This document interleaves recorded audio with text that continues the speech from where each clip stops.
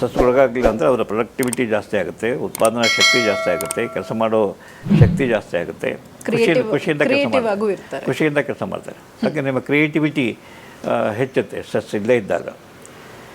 Stress ಆದಾಗ ನಿಮ್ಮ creativity ಕಮ್ಮಿ ಆಗುತ್ತೆ, ಯಾಕೆಂದರೆ ಹೊಸದಾಗಿ ಯೋಚನೆ ಮಾಡೋ ಶಕ್ತಿ ಕಮ್ಮಿ ಆಗುತ್ತೆ, ವಿಚಾರ ಮಾಡೋ ಶಕ್ತಿ ಕಮ್ಮಿ ಆಗುತ್ತೆ.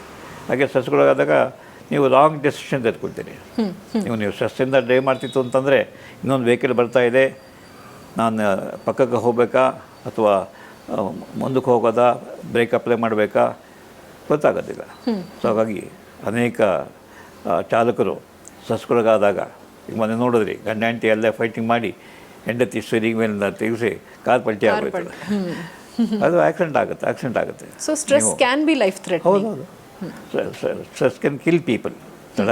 ಆಕ್ಸಿಡೆಂಟ್ ಆಗುತ್ತೆ, ಆಗ್ಬೋದು, ಕಾಯಿಲೆ ಬರ್ಸುತ್ತೆ, ಸಾಯಿಸುತ್ತೆ, ಅಥವಾ ನಿಮ್ಮ ಜೀವನಾವಧಿಯನ್ನು ಕಮ್ಮಿ ಮಾಡುತ್ತೆ. ಹಾಗಾಗಿ ನಾವು ಬಾಲ್ಯದಿಂದ ಹಿಡಿದು ಇಳಿ ವಯಸ್ಸು ತನಕನೂ ಸ್ಟ್ರೆಸ್ಗಳಿಗೆ ಬರುತ್ತೆ, ಅದನ್ನು ನಿಭಾಯಿಸೋ ಮೆಥಡನ್ನು ನಾವು ಕಲ್ತ್ಕೋಬೇಕಾಗತ್ತೆ. ಅಥವಾ ಸ್ಟ್ರೆಸ್ಗೆ ನಾವು ಈಲ್ಡ್ ಆಯಿತು ಅಂತಂದರೆ ಏನಾಗುತ್ತೆ, ನಮ್ಮ ಆರೋಗ್ಯ ಕ್ಷೀಣಿಸುತ್ತೆ, ನಮ್ಮ ಸಾಮರ್ಥ್ಯ ಕ್ಷೀಣಿಸುತ್ತೆ, ನಮ್ಮ ಜೀವನದ ದೃಷ್ಟಿಕೋನ ಕಮ್ಮಿ ಆಗುತ್ತೆ, ಉತ್ಸಾಹ ಕಮ್ಮಿ ಆಗುತ್ತೆ, ಉಲ್ಲಾಸ ಕಮ್ಮಿ ಆಗುತ್ತೆ.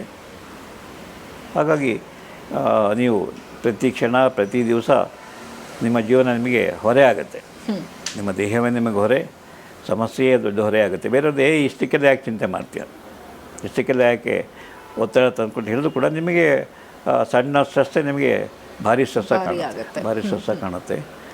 ಆ ದೃಷ್ಟಿಯಿಂದ ಪ್ರತಿಯೊಬ್ಬರು ಕೂಡ ತಮಗೆ ಸ್ಟ್ರೆಸ್ ಆಗ್ತಾ ಇದೆಯಾ ಅಂತಕ್ಕಂಥದ್ದನ್ನು ಗಮನಿಸಬೇಕು.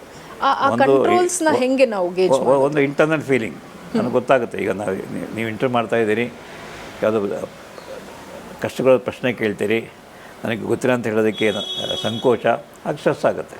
ಸ್ಟ್ರೆಸ್ ಆದಾಗ ಐ ಕ್ಯಾನ್ ಫೀಲ್, ನನಗೆ ಅನುಭವ ಆಗುತ್ತೆ, ಸ್ಟ್ರೆಸ್ಸಿನ ಅನುಭವ ಅಹಿತಕಾರಿ, ಅನ್ಪ್ರೆಸೆಂಟ್ ಫೀಲಿಂಗ್ ಅಂತೇವೆ. ಅನ್ಪ್ರೆಸೆಂಟ್, ನೀವು ಸಂತೋಷಕರವಾಗಿಲ್ಲ, ಸಮಾಧಾನವಾಗಿಲ್ಲ, ಶಾಂತವಾಗಿಲ್ಲ, ಮುಜುಗರ ಆಗ್ತಾಯಿದೆ, ಉದ್ವೇಗ ಆಗ್ತಾಯಿದೆ, ಅಥವಾ ಯಾರೇನು ಅಂದ್ಕೊಳ್ತಾರೆ ಅಂತಕ್ಕಂಥ. ಈಗ ಹಾಡೋದಕ್ಕೆ ನೀವು ರೆಡಿ ಮಾಡ್ಕೊಂಡು ಹೋಗಿದ್ದೀರಿ, ಪ್ರಾಕ್ಟೀಸ್ ಮಾಡಿದ್ದೀರಿ, ಚೆನ್ನಾಗಿ ಆ ಕೀರ್ತನೆ ಹಾಡ್ತೀರಿ, ಪಕ್ಕವಾದಿರು ಚೆನ್ನಾಗಿ ನುಡಿಸಿದ್ದಾರೆ, ಹೋಗಿ ಸ್ಟೇಜ್ ಮೇಲೆ ನಿಂತ್ಕೊಂತು ಅಂತಂದರೆ ಮುಂದೆ 4 ಜನ ವಿದ್ವಾಂಸರು ಕೂತಿದ್ದಾರೆ, ಅವರು ಸಂಗೀತ ಕ್ಷೇತ್ರದಲ್ಲಿ ಬಹಳ ಪ್ರಸಿದ್ಧಿ ಇರ್ತಕ್ಕಂಥವ್ರು, ಅವ್ರ ಮುಂದೆ ನಾನು ಹಾಡಬೇಕು, ತಾಳ ತಪ್ಪೋಗುತ್ತಾ, ರಾಗ ತಪ್ಪೋಗುತ್ತಾ, ಶ್ರುತಿ ತಪ್ಪೋಗುತ್ತಾ ಅಂತ ಅನುಮಾನ ಬಂತು ಅಂತಂದರೆ ನನಗೆ ಬೆವರಕ್ಕೆ ಶುರು ಮಾಡ್ತೇನೆ, ಅಥವಾ ನನ್ನ ಉಚ್ಚಾರಣೆ ಸರಿ ಹೋಗೋದಿಲ್ಲ, ಅಥವಾ ಸಾಹಿತ್ಯವೇ ಮರ್ತೋಗುತ್ತೆ, ರಾಗ ತಪ್ಪೋಗುತ್ತೆ. ಸೊ ಹಾಗಾಗಿ ಇದು ನನಗೆ ಅರ್ಥವಾಗುತ್ತೆ, ದೈಹಿಕವಾಗಿ ಅರ್ಥವಾಗುತ್ತೆ, ಮಾನಸಿಕವಾಗಿ ಅರ್ಥವಾಗುತ್ತೆ.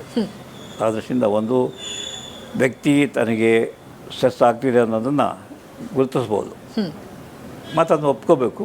ಒಂದು ಎರಡನೇದು, ನಾನು ಹೇಳಿದಾಗೆ ನಿಮ್ಮ ದೈನಂದಿನ ಚಟುವಟಿಕೆಗಳೆಲ್ಲ ಟೈಮಿಗೆ ಸರಿಯಾಗಿ ನೀವು ನಿದ್ದೆ ಮಾಡ್ತಾಯಿಲ್ಲ, ಊಟ ಸರಿಯಾಗಿ ಸೇರ್ತಾ ಇಲ್ಲ, ಅಥವಾ ನಿಮ್ಮ ರೊಟೀನ್ ಚಟುವಟಿಕೆ ಕೂಡ ನಿಮಗೆ ಭಾರ ಅಂತ ಅನಿಸ್ತಾ ಇದೆ, ಶಕ್ತಿ ಕಮ್ಮಿ ಅಂತ ಅನಿಸುತ್ತೆ, ಡಾಕ್ಟ್ರ್ ಹತ್ರ ಹೋಗ್ತೀರಿ, ಎಲ್ಲ ಟೆಸ್ಟು ಆಗುತ್ತೆ, ನಿಮ್ಮ ಶರೀರ ಚೆನ್ನಾಗಿದೆ, ಅವರು ಬೇಗ ನನಗೆ ದಣವಾಗುತ್ತೆ, ಸುಸ್ತಾಗುತ್ತೆ, ನಿದ್ದೆ ಬರ್ತಿಲ್ಲ, ಶುವಾಗ್ತಾ ಇಲ್ಲ, ಏನಾದರೂ ಮಾಡಿ ಅಂತ ಕೇಳ್ತೇವೆ.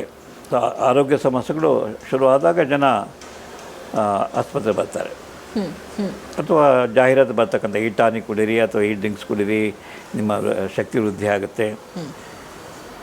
ಅಥವಾ ಸ್ಟ್ರೆಸ್ ಮ್ಯಾನೇಜ್ಮೆಂಟ್ಗೆ ಈಗ ಜನ ಆಲ್ಕೋಹಾಲ್ ಮೊರೆ ಹೋಗ್ತಾರೆ, ಒಂದು ಪೆಗ್ ಹಾಕಿಬಿಟ್ರೆ ಸ್ಟ್ರೆಸ್ ಕಮ್ಮಿ ಆಗುತ್ತೆ.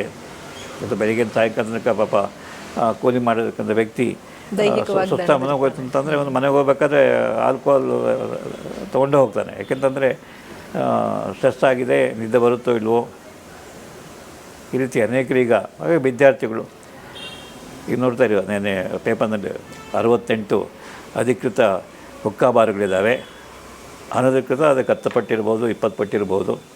ಸೊ ಯಾವಾಗ ವಿದ್ಯಾಭ್ಯಾಸದ ನಿರ್ವಹಣೆ ಕಷ್ಟ ಅಂತ ಅನಿಸಿದಾಗ, ಅಥವಾ ಸಂತೋಷ ಪಡಬೇಕು, ಸ್ಟ್ರೆಸ್ ಕಮ್ಮಿ ಮಾಡ್ಕೋಬೇಕು ಅಂತಂದರೆ ಪ್ರಪಂಚದಾದ್ಯಂತ ಸಾವಿರಾರು ವರ್ಷಗಳಿಂದ ಜನ ಇಲ್ಲ ಆಲ್ಕೋಹಾಲು, ಇಲ್ಲ ಗಾಂಜಾ, ಮತ್ತೊಂದು ನಶೆ ಬರ್ತಕ್ಕಂಥ ವಸ್ತುಗಳನ್ನ ಉಪಯೋಗಿಸ್ತಾರೆ.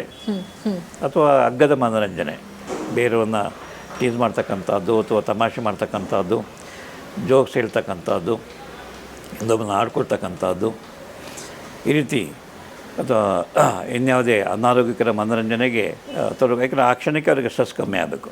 ತಾತ್ಕಾಲಿಕವಾಗಿ ಹುಡುಕ ಆಗ ಏನಾಗುತ್ತೆ, ಇನ್ನೂ ಸ್ಟ್ರೆಸ್ ಜಾಸ್ತಿ ಆಗುತ್ತೆ. ಈ ವಸ್ತುಗಳೆಲ್ಲ ಅವಲಂಬನೆಯನ್ನುಂಟು ಮಾಡುತ್ತೆ, ಚಟವನ್ನುಂಟು ಮಾಡುತ್ತೆ, ಮತ್ತು ಅದಕ್ಕೆ ಹಣ ಬೇಕಾಗುತ್ತೆ.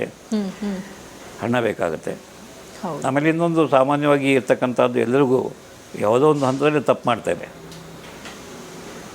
ಯಾವುದು ಒಳ್ಳೆಯದಲ್ಲೂ ಅದು ಮಾಡಿರ್ತೇವೆ, ಯಾವುದು ಕೆಟ್ಟದ್ದು ಅಂತ ಗೊತ್ತಿದ್ದು ಕೂಡ ಕೆಟ್ಟದ್ದನ್ನು ಮಾಡಿರ್ತೇವೆ. ಸುಳ್ಳು ಹೇಳಬಾರ್ದು ಗೊತ್ತಿದ್ದು ಕೂಡ ಸುಳ್ಳು ಹೇಳಿರ್ತೇವೆ. ತಾಯಿಗೆ ಹೇಳ್ದೇ ಹಣ ತೊಗೊಂಡೋಗ್ಬಾರ್ದು, ಕಳ್ತನ ಮಾಡಬಾರ್ದು ಗೊತ್ತಿದ್ದು ಕೂಡ ಕಳ್ತನ ಮಾಡಿರ್ತೇವೆ. ಯಾರಿಗೋ ಮೋಸ ಮಾಡಿರ್ತೇವೆ. ಅದು ಸ್ಟ್ರೆಸ್. ಆ ತಪ್ಪಿತಸ್ಥ ಭಾವನೆ ಮನಸ್ಸಲ್ಲಿ, ನೀನು ತಪ್ಪು ಮಾಡಿದ್ದೀಯಾ, ನೀನು ಒಳ್ಳೆಯ ಕೆಲಸ ಮಾಡಿಲ್ಲ, ಅನೈತಿಕ ಚಟುವಟಿಕೆಯನ್ನು ಮಾಡಿದ್ದೀಯಾ ಅಂತಕ್ಕಂಥ ಆಲೋಚನೆ ಬಂತು ಅಂತಂದರೆ, ನಮ್ಮದು ಆತ್ಮಸಾಕ್ಷಿ ಹೊಂದಿದೆ. ಕೆಲವೊಂದು ಆತ್ಮಸಾಕ್ಷಿ ಅವರು ಸತ್ಯ ಹೋಗಿರುತ್ತೆ, 10 ಕೊಲೆ ಮಾಡೋದು ಕೂಡ ಆರಾಮಾಗಿರ್ತಾರೆ, 10 ಜನಕ್ಕೆ ಮೋಸ ಮಾಡೋದು ಕೂಡ ಆರಾಮಾಗಿರ್ತಾರೆ. ಏನು ಸೈಕೋಪ್ಯಾಥಿಕ್ ಪರ್ಸನಾಲಿಟಿ ಅಥವಾ ಅಪರಾಧಿ ಮನೋವೃತ್ತಿ ಇರ್ತಕ್ಕಂಥ ವ್ಯಕ್ತಿಗಳಿಗೆ ಪಾಪ ಪ್ರಜ್ಞೆ ಇಲ್ಲ. ಅವ್ರಿಗೆ ಆ ಸ್ಟ್ರೆಸ್ ಕಂಟ್ರೋಲ್ಸ್ ತಪ್ಪಿರುತ್ತೆ. ಅದು ಒಂದು ವ್ಯಕ್ತಿಗತವಾಗಿ ಆ ಥರ ಬೆಳೆಸ್ಕೊಳ್ತಾರೆ. ಇಲ್ಲ ಅಂತಂದರೆ ನಾನು ಮಾಡಿದ್ದೇ ಸರಿ ಅಂತ, ತಮಗೆ ತಾವೇ ತಪ್ಪಾಗಿ ಹೇಳ್ಕೊಳ್ತಾರೆ. ನಾನು ಕೊಲೆ ಮಾಡಿದ್ದೆ ಸರಿ, ಯಾಕೆಂದರೆ ಅವನು ನನಗೆ ಅನ್ಯಾಯ ಮಾಡಿದ್ದಾನೆ, ನಾನು ಮೋಸ ಮಾಡಿದ್ದು ಸರಿ, ಈಗ ಮೋಸ ಮಾಡೇ ಬದುಕಬೇಕು ಪ್ರಪಂಚದಲ್ಲಿ, ಪ್ರಾಮಾಣಿಕರಿಗೆ ಏನೂ ಸಿಗಲ್ಲ. ಸೊ ಸಮಜಾಯಿಷಿ